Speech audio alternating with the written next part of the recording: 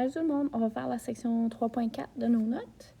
Ça fait que la première partie, là, c'est vraiment un rappel. On a déjà vu comment trouver la relation entre les rapports d'air et les rapports de côté. On va juste se rappeler des conditions qu'on a besoin pour dire que deux triangles sont semblables.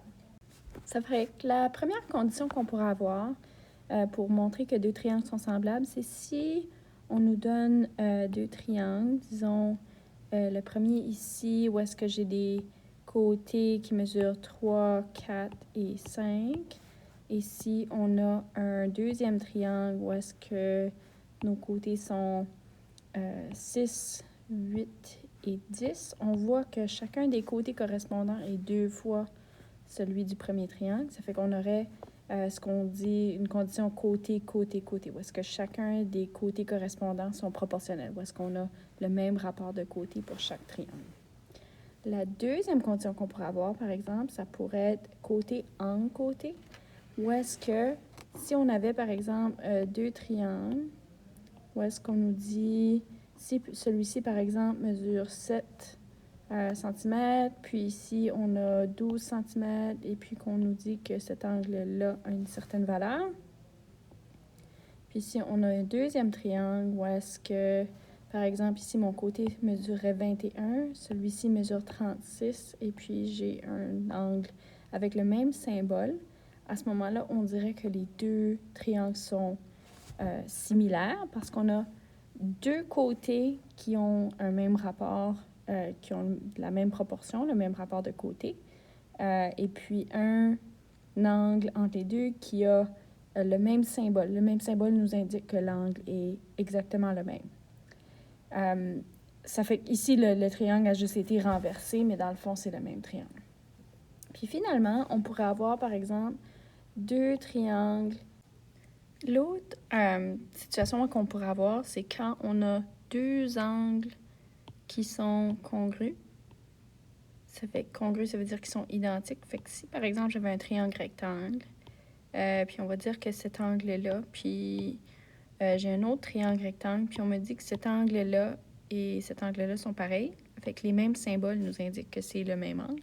À ce moment-là, on sait que le troisième angle n'a pas le choix d'être pareil parce que les angles internes d'un triangle donnent 180.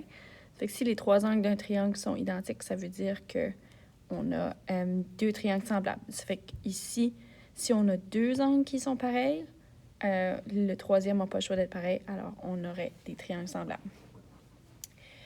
On va faire un exemple. Ça fait qu'ici, on nous dit François doit faire une maquette de son terrain, et puis on nous dit que l'aire du terrain est de 400 mètres carrés. Fait que disons que ça, c'est notre terrain ici.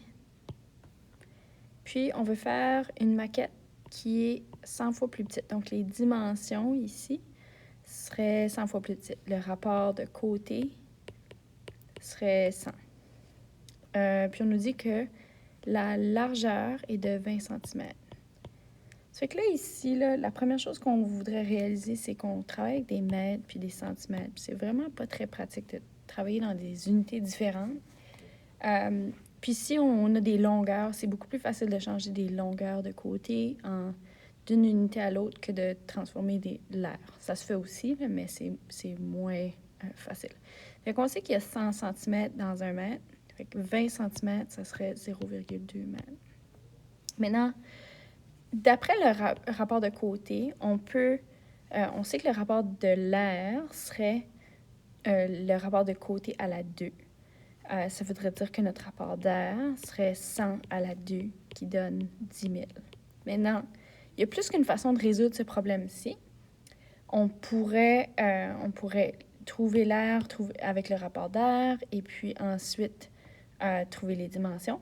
On peut aussi dire, bien, puisque je sais que mon rapport de côté est 100, puis que mon côté ici mesure 0,2 mètres, on peut dire ceci fois 100 va me donner la largeur du grand rectangle. Ça fait que si on dit ici 0,2 fois 100, ça va nous donner qu'on a 20 mètres ici comme longueur de notre terrain.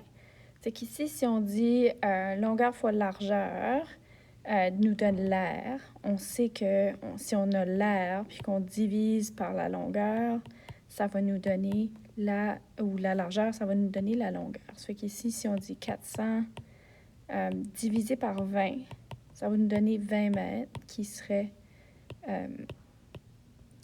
la longueur du terrain. Puis ici, on peut utiliser encore ici notre rapport de côté qui est 100. Si on divise par 100 ici, ça va nous donner que l'autre côté ici est de